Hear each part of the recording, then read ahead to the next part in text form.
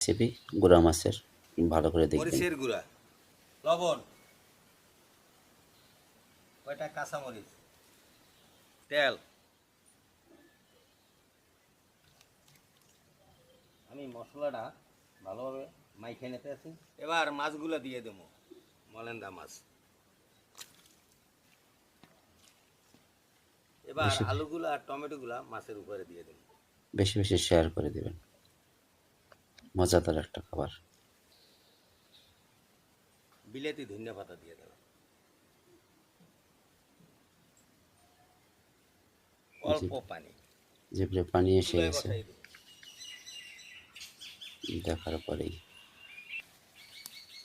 সহরা দিয়ে ডাইকে দেবো।